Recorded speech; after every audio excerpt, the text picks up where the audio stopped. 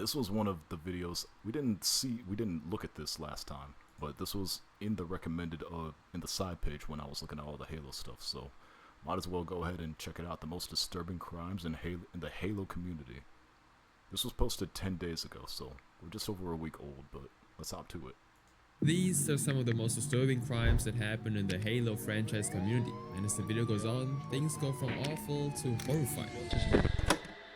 Chris Harris, known in the Halo community simply by his gamertag Ozards, was an up-and-coming North American pro player. He started off as a Twitch streamer, but was good enough to get the attention of the Eastern Media GG esports team and get signed on. Chris had a moderate following, gathering 1.3 thousand followers on Twitch, and he even had a TikTok account where he posted clips of his gameplay. Now over the years, Chris had built a good amount of goodwill with his followers and fans as he engaged with them regularly during his streams, but his actions in early 2020 left his fans and organization horrified. On January 27, 2020, Halo fans were shocked to receive a very disturbing post from Chris on Twitlonger, a site that lets users post Twitter-like posts without the 280 character limit. Now in this post, he expressed how he was struggling with his mental health. This isn't going to be easy for me to write, because I'm going to be completely honest with you. I'm not okay. I'm far from it. And this is the only way I know how to express my emotions. Hi, I'm JT and I made Result Hunter, the search engine for conservatives. Let me just tell you what it does. First of all, right now, this will be extremely choppy. Now he went further, revealing that he'd been struggling with some scary thoughts after apparently losing his day job and his girlfriend. As some of you already know, I struggle with intense anxiety and depression issues. I've struggled for some time now. My last attempt was during UGC Daytona a few years ago. Not that it matters, but the past couple of weeks the thoughts have come back into my head. I honestly don't want to be around anymore. Now he also announced that he was stepping away from pro play and getting the help he needed. I promise you that I'm seeking help for what it's worth, but at the same time I really don't want to get help. Anyway, the point of this long message, I am leaving EMGG and I'm done with streaming for good.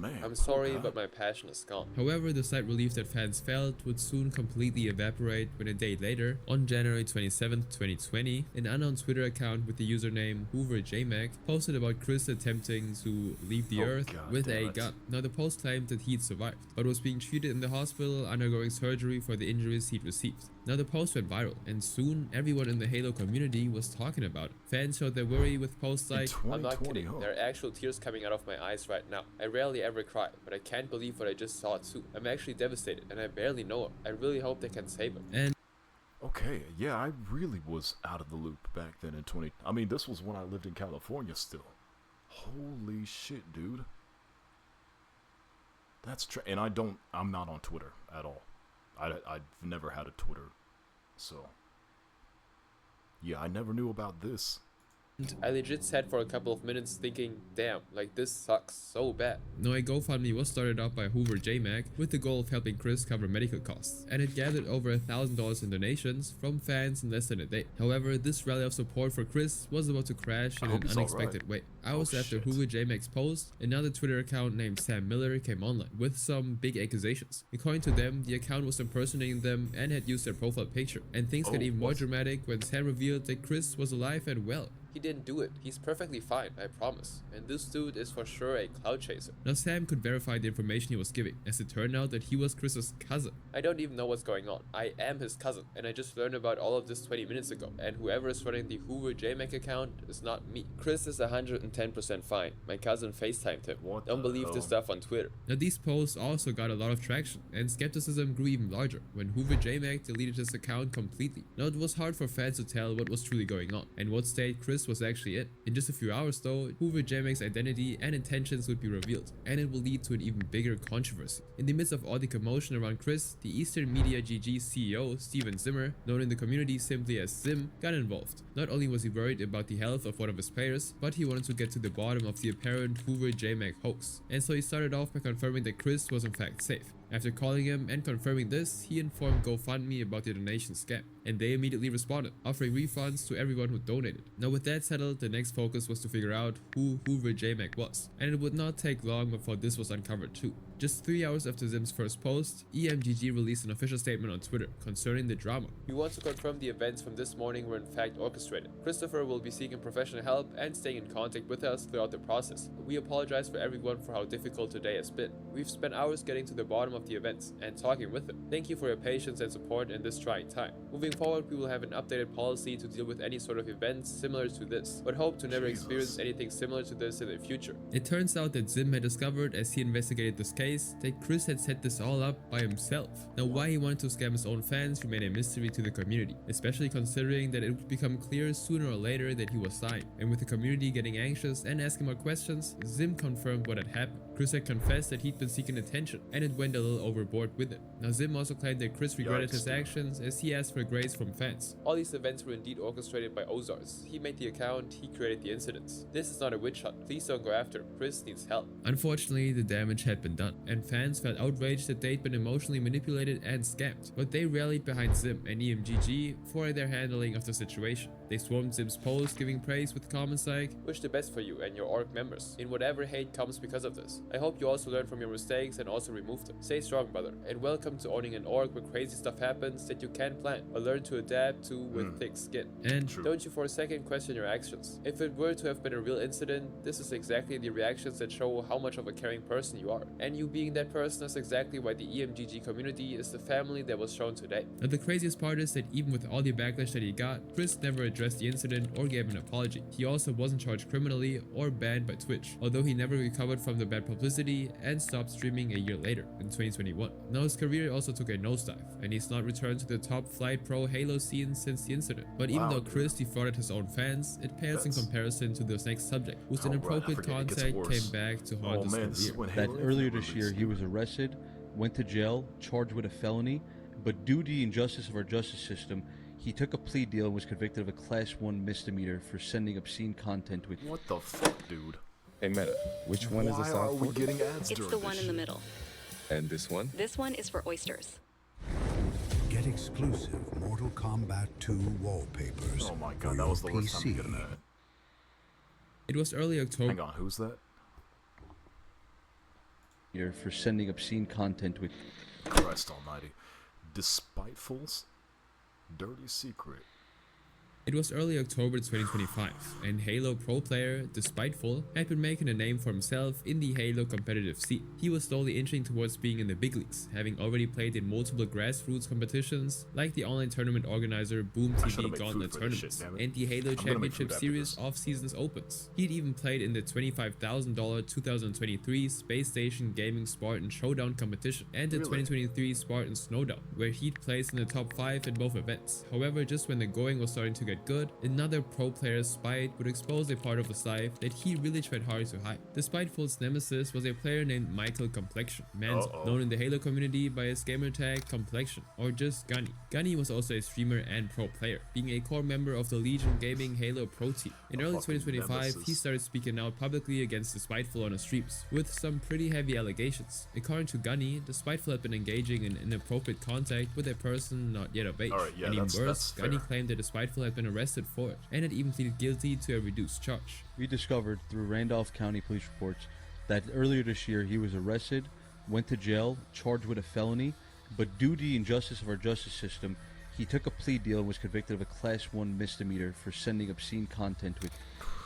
Now the internet was conflicted at these accusations, with some taking Gunny's side and others skeptical of his claims against Despiteful. According to Reddit user CakeBeast, "Very bold of Despiteful to start Halo drama online, with this dark cloud hovering around your life. Now the entire world knows your story." Another user by the name of NYCK also chimed in, saying, "Just put the fries in the bag, dude. Just get a job, dude. Jesus." However, Despiteful never even responded to the accusations. As far as people knew, he was just going to let things cool off naturally. Now, Despiteful wasn't the only thing on Gunny's plate, however. He and the rest of the Legion Gaming team were about to go into the biggest competition of their professional careers. You see, Legion Gaming was one of the lesser established teams in the Halo competitive scene, and they were on the verge of being able to prove themselves on a big stage. They just managed to make it to the last chance qualifiers competition, their final chance to compete at the 2025 Halo World Championship, and winning this would mark the organization's first entry into the HWC, the biggest event in competitive Halo, run by the Halo Championship Series and 343 Industries, which is the developer of Halo itself. Now the qualifiers were held from October 3rd to 5th,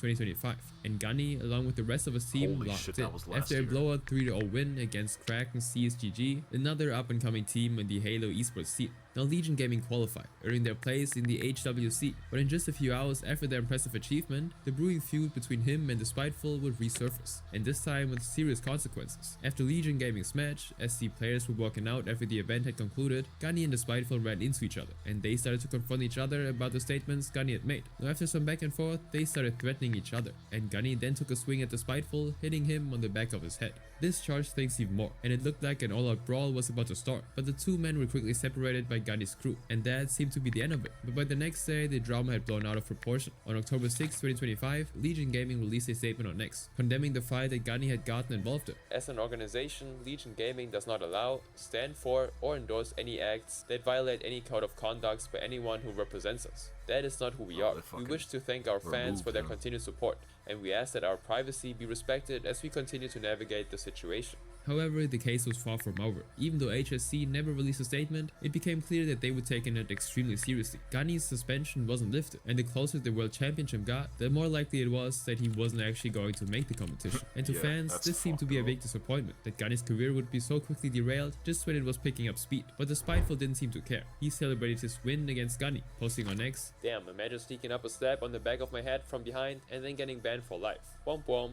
He even went as far as making fun of Gunny by streaming with the troll image of Gunny as his profile picture. Now this prompted some backlash from the community. A Reddit user named StraightGas69 posted about it saying, "Look, I'm not defending what Gunplexion did at Charlotte. It was definitely not acceptable behavior on HCS grounds. But come on, it's over. Why is dude still trolling him on streams and using more rage bait pictures? Let it go. If you listen to him talk, he sounds like a bratty teenager with no respect for anyone. What a loser." Now fans also brought up the very accusation that Gunny had brought up against the Spiteful, pointing out that he never addressed the actual accusations. According to Reddit, users stop reading this please. "The Spiteful is guilty. APG talked about it in his stream, and people found the documents. Some posted on the sub, but mods removed it." Now this actually prompted the Spiteful to go off the radar, and even though there haven't been any public updates on any legal complaints against him, his Twitch eventually got suspended, and he hasn't been heard of much since then. On the other hand, Legion Gaming went on to participate in the Halo World Championship, but the loss of Gunny seriously affected the team, and if that wasn't bad enough, HCS did not allow the team to substitute Gunny, forcing them to play with only 3 active members. Now they were very easily overwhelmed by their opponents, getting eliminated very early on in the competition after a 0-3 loss record. We are that's and we know a DJ would never compromise on the bass drum. Gunny has not been involved in any professional Halo event since the incident, and it's unknown if he'll ever resume. Still, he managed to avoid jail time, unlike in the next case where a teenager got lured into a life of crime after he got tired of losing too many online games. So today I've got Ricky Handschumacher. Now look, Ricky represents so much of the story of a highly talented, bright kid who found a pathway of experimentation that led him into a world that became criminalized.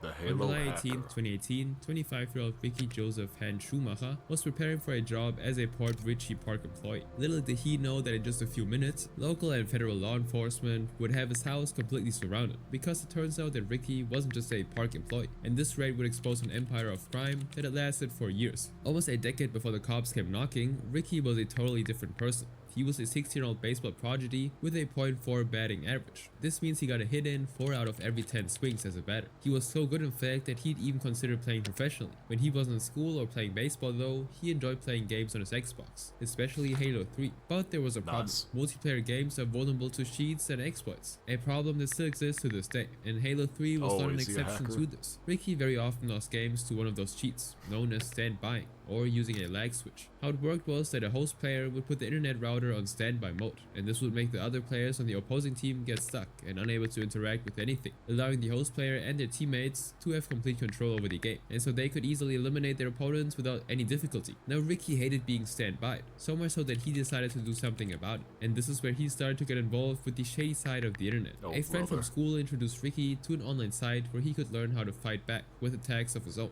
Ricky got involved, and he soon learned how to launch launch distributed denial of service attacks, or DDoS attacks. In a DDoS attack, a huge amount of user's data is sent to a target, clogging up its internet so badly that it can't work anymore, causing their game to lag and glitch. Now with this attack, Ricky's enemies were powerless and unable to do anything while he eliminated them over and over again. Now each attack cost about $10, but to him it was money well spent. Now from then on, he dominated his Halo lobbies, winning game after game. In his words, "It was like getting free wins. You felt like you were in control and there was nothing they could do to stop you." The DDoS attacks were a slippery slope though, and soon Ricky craved for more, and so he became part of an online group of cyber tech specialists known as the Community, or the COM. This group ran more serious operations that went beyond gaming squabbles and deep into the realm of criminal activity, such as wire fraud, which basically means using technology to scam people, which is a federal crime, and money laundering, which basically means illegally concealing the origin of money you've earned through illegal stuff. Now Ricky learned a lot from the COM, especially social engineering, which is finding ways to bypass security systems by tricking actual people into giving sensitive information. Now with the skills he learned, he got involved in getting rare Xbox gamer tags for sale. He started with his own username, managing to have it changed from Ricky6 to Wolverine. Now there were a lot of people on the dark web who wanted cool tags and were willing to pay hundreds of dollars for them, and in a short amount of time, Ricky had made tens of thousands of dollars. For almost a decade, he carried on with the scheme, but soon he realized that he could make a ton more money from a more direct approach to cybercrime. By this time it was already 2017, and even though the now 24-year-old Ricky had started working for the city of Port Richey, Florida as a park employee, he was also a cryptocurrency bandit. He did this by SIM swapping, a trick he learned from the community. He would convince mobile carriers to transfer victims' phone numbers to a new SIM card that he controlled, and then he'd use the stolen phone numbers to reset the email and passwords of his victims' crypto wallets, which he then would rob. Now that required relatively little work, and because crypto is designed to be decentralized and anonymous, once the money was gone, it was almost impossible to trace or get back. Now he made millions of dollars during this period with the help of his buddies at the COM, but eventually he started to draw attention to himself from the one person he least expected it from. In February of 2018, Ricky's mother, who he lived with, we'll call her Joanne, was at home with her son one day when she overheard him talking on the phone with someone while pretending to be an AT&T employee. She immediately sensed that her son was involved in some shady business and raised the alarm, calling the police and informing them of her suspicions. Now this led to a raid on the home, where police officers uncovered evidence including multiple cell phones, SIM cards, and computer files containing an extensive list of names and phone numbers of people from around the world. Now a month later, in March, law enforcement in Michigan also caught Ricky collecting the personal data of a new target with public Wi-Fi at a local library, and during this raid they seized 45 more SIM cards, a laptop, and a Trezor wallet, which is a physical storage device for cryptocurrency. Now a third search was done in April 2018 after Ricky's mom realized that he'd gotten another mobile phone. This time they found 2 large bags filled with SIM cards, as well as a fake driver's license and passports. It looked like Ricky was ready to escape, so they had to act fast. Now by this time they'd gathered enough evidence against him, and so they finally started to build a case. Detectives were able to find 2 victims of Ricky and the COM, and when they interviewed them, they discovered that they'd been scammed out of about $150,000 each in cryptocurrency after their phones were hijacked. Now a third victim they found also claimed to have lost $50,000. Investigators also discovered that in May 2018, the group ran an attack and stole 57 bitcoins, worth between $470,000 to $500,000 at the time, from a single victim. In all of this, Ricky was an important member who was helping the COM collect. I'm launching my website, but I need the right name. You can purchase what's available on Wix domain. Data and distribute the loot to all members. Now with the money the COM had stolen, they bought a lot of luxurious items like designer clothes, luxury vehicles, and even jet skis. And with all the data they collected, the only thing left to do was to bring in Ricky and his associates. Now this brings us back to the morning of July 18, 2018. A local and federal agents raided Ricky's Florida home and arrested him. He was charged with grand theft, money laundering, and cryptocurrency laundering. At first, Ricky fought the charges, entering a not guilty plea in court just 5 days after his arrest, on July 23, 2018. However, when he became aware of how watertight the case against him actually was, he flipped and pleaded guilty to conspiracy to commit electronic fraud and identity theft. U.S. District Judge Denise Page Hood sentenced him to exactly 48 months in federal prison, and he also had to pay back $7,681,570 to his victims. 9 other members of the COM were also arrested and charged, including 22-year-old Connor Freeman, who pleaded guilty and was sentenced to 3 years in prison by an Irish court, and 29-year-old Ryan Stevenson of West Haven, Connecticut,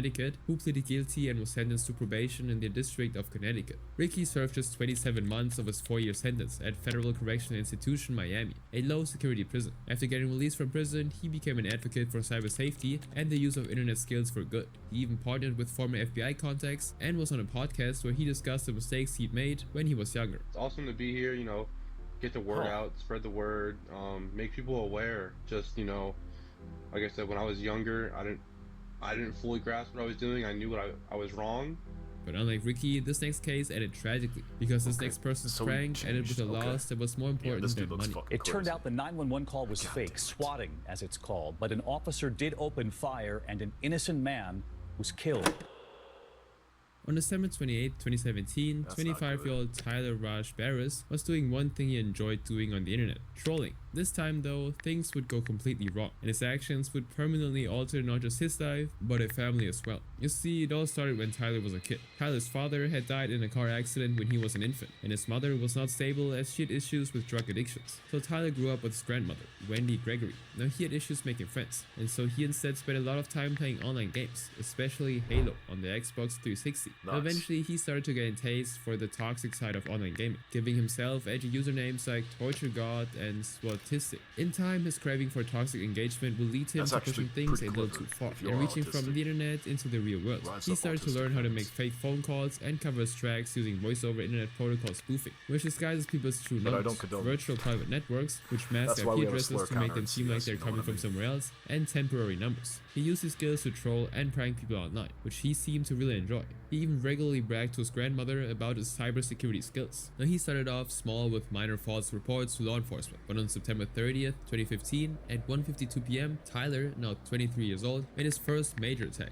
He called the Glendale Police Department in California, introducing himself as someone named Alex. He then told them that he'd placed several backpacks containing explosives inside the news station of KABC TV, adjacent to Griffith Park, and that the bombs would be detonated in 10 minutes. Now officers immediately issued an evacuation order as they rushed to the news station. They then swept through the entire building with bomb-sniffing dogs, but couldn't find any explosives. And after the false alarm, the police then tried to trace Alex, but at first they were unable to. What Tyler had just done is called swatting. It's when someone calls emergency services pretending to have a serious situation only for there to be nothing. And to him it was all just a prank, but these serious situations can end very badly. Apart from the fact that swatting wastes government resources and can disrupt the running of businesses, it can also be dangerous for the people affected. And this is a lesson Tyler would learn a little too late. He claimed that he got the idea to SWAT after being a victim of swatting himself earlier that year, in February 2015. He said, I remember hearing the helicopter hovering over our house for about 5 minutes before I realized it had to be a police chopper. How cool would it be, I thought, if I could do that to anyone I wanted. It was just appealing to me, to be able to completely and anonymously own someone like that and not get caught. Now Tyler's grandmother, Wendy, figured out that he may have been behind the attack after she heard him bragging while watching the news. And when she confronted him about it, he admitted to it, but then threatened her, telling her that if she ever exposed them, he would hurt her and destroy the house. Now Wendy, scared, instead tried another way. She informed her friend, who was a Northridge police officer, that she suspected that her grandson was responsible for the SWAT attack,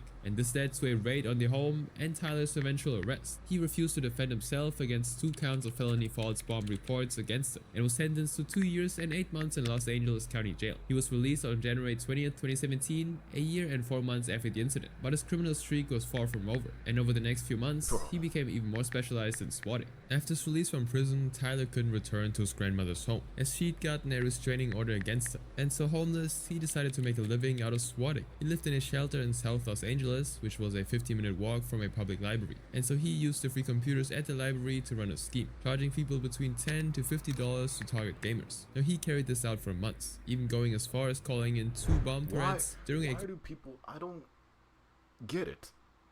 I just don't. Why do you feel the need to DDoS someone? That just doesn't run through my head. Am I fucking dumb to not be able to comprehend, like, don't cheat in any way, shape, or form? I just don't get it. I don't know. What causes people to feel the innate, primal decision to berate someone behind a screen? Like we're all just trying to play a game. I don't get it, dude. I don't understand. Some people are just... Anyway. Call of Duty tournament at Dallas. Selling on eBay. Oh my god, the ad right after. Listed your earrings. Find what you love. Sell what you don't. Wait, did I just get a personal stylist? Kind of. Because Stitch Fix just sent me this entire box. Conventions. Now, hang on. I want to rephrase that, because I get being frustrated at a game. And, you know, trust me, I've played my own fair share of competitive sports, both on and offline. I get it. I get getting upset at a game. But to go out of your way to DDoS someone, to fucking say that they're autistic or whatever the hell kind of slur you want to throw their way just be... I don't know, dude. I don't know. I get people get upset. I understand that. Maybe I'm just too naive or some shit. There's a difference between getting upset and wanting to do better and then getting upset and then actively going out of your way to make someone else's life a living hell. This is the latter. I don't know, dude. Center in December 2017, although he was never arrested nor charged for this. However, just days later, a routine SWAT attack he set up went sideways. On December 28, 2017, Tyler was contacted by 18-year-old Casey Viner to put a SWAT attack on someone. Casey had gotten into an argument with another gamer, 19-year-old Shane Gaskill, in the middle of a Call of Duty World War II match. The argument had gotten heated and had moved from the game to Twitter DMs, and as the exchanges got worse, Casey had threatened Shane, and this is where Tyler got involved. Tyler followed Shane's Twitter account, hoping to gather information on where he lived, but Shane got a hang of what was going on and messaged him saying, "Please try something, I'll be waiting." And he then proceeded to send him his address. "I'll have you in prison for 5 years, buddy. Casey already gave me all the proof I need." Tyler got to work. At 6:10 p.m., Tyler pretended to be a Wichita number and called City Hall, claiming to be a person named Ryan, and saying that he had committed a domestic shooting, held his mother hostage, and planned to burn the house with gasoline. And in just a few minutes, the police got involved, and by 6:24 p.m., they had already surrounded the house. Now there was just one thing about this all though. Shane didn't actually live in Wichita, and the address he'd given wasn't his home. It was his former address, which was now the home of a guy named Andrew Finch. Andrew was a 28-year-old father of 2 and worked at Sonic Drive-In and was at home at the time. At 6:24 p.m. on December 28, 2017, the cops closed in on him. They called out to Andrew with their PA systems. Now the officers were of course armed, as they were prepared for any type of situation, and with their guns raised at every possible point of exit, Andrew was ordered to step out of the house. Now he was scared, but he managed to follow the officers' instructions to make it to the door. He opened it and stepped out, but he accidentally dropped one of the arms he held up and was struck in the chest by a single round from Wichita PD officer Justin Rabb's sniper rifle. Not a damn, dude.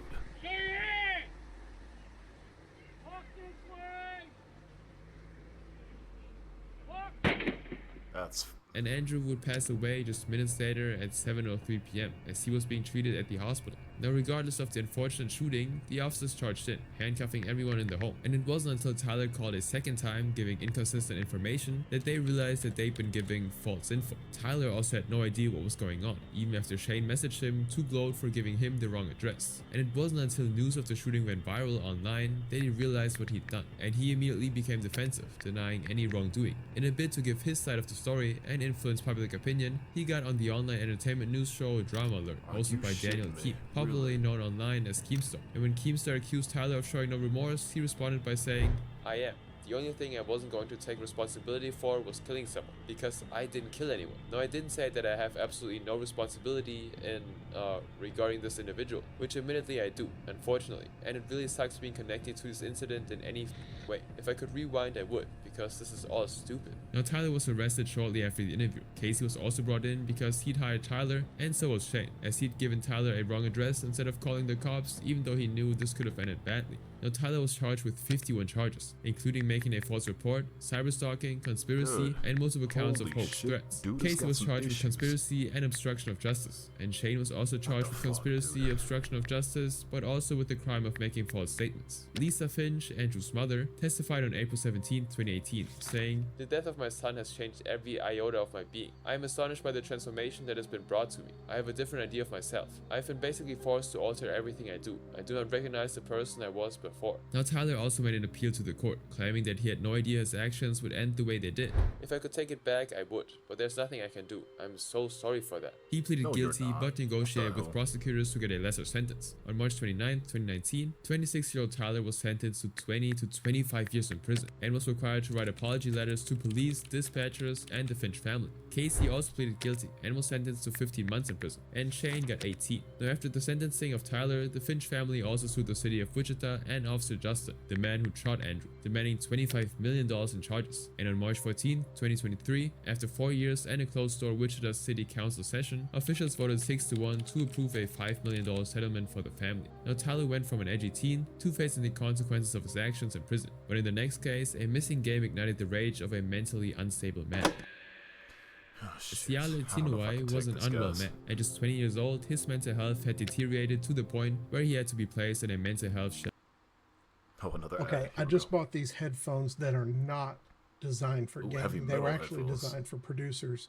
Their house in Stag's Creek, Queensland, Australia. The inhabitants, who had various degrees of mental health issues, shared common areas like kitchens, bathrooms, living spaces, and even bedrooms. However, in January 2013, Siale would breach the trust of his housemates in a horrific crime that shook the country. You have to know, Siale had a violent upbringing and was eventually diagnosed with borderline personality disorder, or BPD, which is a personality disorder with a mixture of anxiety and delusions, caused by severe childhood trauma that eventually leads the person to form 2 or more distinct mental states that can range from either carefree or impulsive to highly destructive and dangerous for both the person and the people around them. In Siale's case, this usually meant sudden bursts of violence, and because of his condition, he had to be put on constant watch in a facility while psychologists observed and tried to help him. This is where he met 43-year-old Craig Stewart Field, a father of 2 who was Siale's roommate. Craig had 2 sons with intellectual disabilities, and he'd been hopeful to get custody of them. Now, when Siale and Craig first met, they seemed to get along just fine. However, something dangerous was brewing under the surface, and the once peaceful coexistence would soon be disturbed.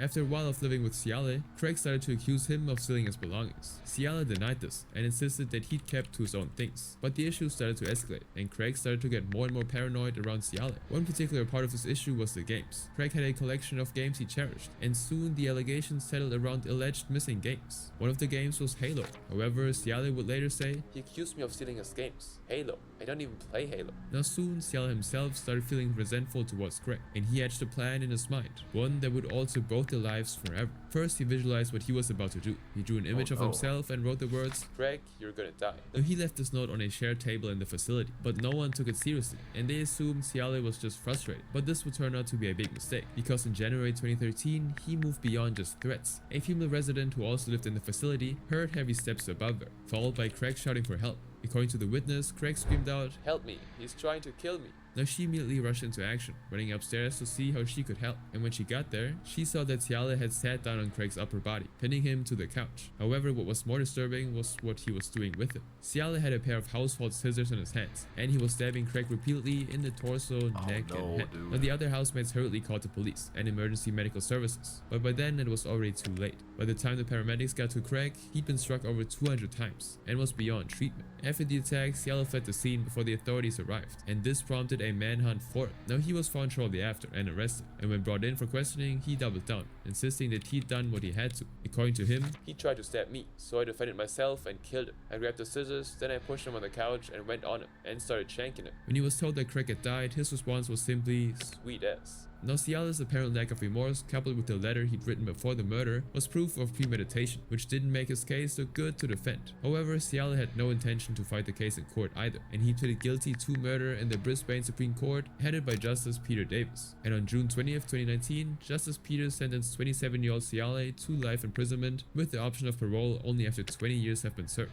Now this came as a relief to the family of Craig, who'd been waiting for closure on the case. It turns out that Craig had been killed just 6 days before a hearing that would have determined if he could regain custody of his sons. And when his son, Kieran Field, who has Asperger's, a form of autism, spoke about the incident, he said, "That was tough. I don't like that at all." Now Siale remains in prison till today, with the earliest possible release date for him being 2039. We are farmers. And we know a pop star would never compromise on backup singers. That's fucked up, dude. Man, and that's when, like, mental health is involved, too. Like, you can't... That gets complicated, you know? Mental illness and stuff. I just feel bad, because... I mean, everyone... I don't even know what to say, dude. I mean, I already made my case before with the previous story. If you are in full, complete control of your actions, like, I don't know, man. People get upset. I fully understand that. Trust. You can get upset at a video game, but I don't know, going that far is something else. Okay, we're gonna take a quick intermission, just so that I can make some ramen, but don't worry, I will be back in a little bit, so hang on, let me go ahead and set this up. It might be a bit longer than usual, but right after this, we'll get started on Journey to the West.